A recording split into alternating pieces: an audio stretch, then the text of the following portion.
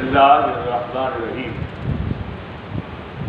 نحمدہ و نصلی علی رسولہ الکریم اما بعد۔ معزز سامعین کرام، نمازوں کے اوقات کے بارے میں ہماری گفتگو شروع ہے۔ گزشتہ درس میں مغرب کی نماز کے بارے میں گفتگو ہوئی تھی۔ اب عشاء کی نماز کے وقت کے بارے میں بات کرتے ہیں۔ حضرت ابو ہریرہ رضی اللہ تعالی عنہ سے روایت ہے کہ رسول اللہ صلی اللہ علیہ وآلہ وسلم نے فرمایا، اگر میں اپنی امت پر مشقت نہ سمجھتا تو میں لوگوں کو حکم دیتا کہ عشاء کی نماز رات کے 2/3 حصہ مکمل ہونے تک یا آدھی رات کے وقت پڑھیں۔ دوسری روایت کے بعد وضاحت کروں گا۔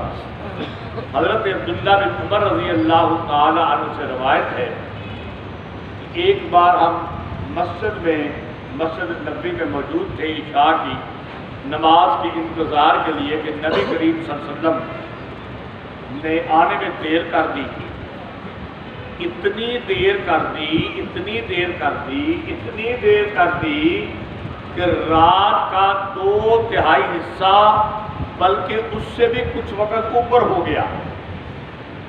ہم نے سوچا نبی کریم صلی اللہ علیہ وسلم گھر میں کسی کام میں مشغول ہوں گے تو ہم انتظار کرتے رہے، تو نبی کریم صلی اللہ علیہ وآلہ وسلم تشریف لائے اور آپ نے کہا کہ تم لوگ دین کے ایسے کام کے لیے انتظار کر رہے ہو کہ تمہارے دین کے سوا کوئی اور دین والا، یعنی مسلمانوں کے دین کے علاوہ کوئی اور دین والا اپنی کسی دینی عبادت کے لیے اس وقت جاگ نہیں رہا، تم جاگ رہے ہو۔ پھر حضرت نے پھر کہا کہ اگر میں اپنی امت کے لیے مشقت نہ سمجھتا تو میں 2/3 حصہ یا آدھی رات کے وقت عشاء کی نماز پڑھاتا۔ پھر حضرت بلال کو حکم دیا، اذان ہوئی، اقامت ہوئی اور آپ نے نماز پڑھائی۔ مغرب کے وقت رات شروع ہوتی ہے بھائی، ٹھیک ہے نا؟ سورج کتنے بجے غروب ہو رہا ہے؟ تقریباً 6 بجے نا، 5-7 منٹ تک۔ اور صبح نکل کتنے بجے رہا ہے؟ تقریباً 6 بجے۔ 12 گھنٹے ہو گئے۔ اب 12 کو 3 میں تقسیم کر لیں تو 4 گھنٹے بنتے ہیں، تو 6 سے لے کے 4 تک 1/3 حصہ کتنے بجے بنے گا؟ بولو نا، 10 بجے بنے گا۔ ہم نماز عشاء کی کتنے بجے پڑھتے ہیں؟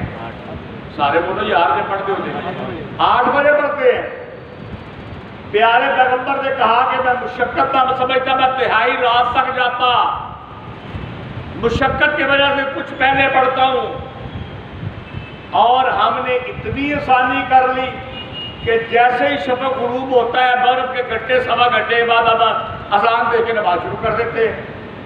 میرے والد محترم فرمایا کرتے تھے کہ گرمیوں میں کم از کم 2 گھنٹے اور سردیوں میں 2.25 گھنٹے بیٹا لیٹ کیا کرو، تاکہ کم از کم کچھ تو لیٹ پر ہمارا عمل ہو جائے نا۔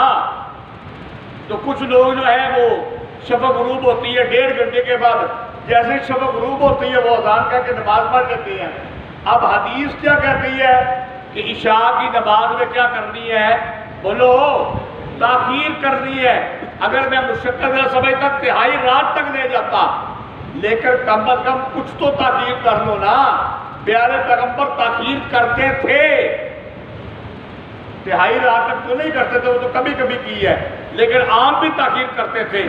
تو ہم حدیث پہ کیا کر رہے ہیں؟ بولو سارے بولو یار، ہم حدیث پہ عمل کر رہے ہیں، ہم الحمدللہ اہل حدیث ہیں۔ ایک بات اور کرتا ہوں، بعض لوگ سوال کر دیتے ہیں جی مکے اور مدینے میں نمازیں جلدی ہوتی ہیں۔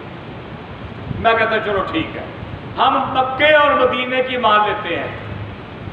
مکے اور مدینے میں تراویح کتنی ہوتی ہیں؟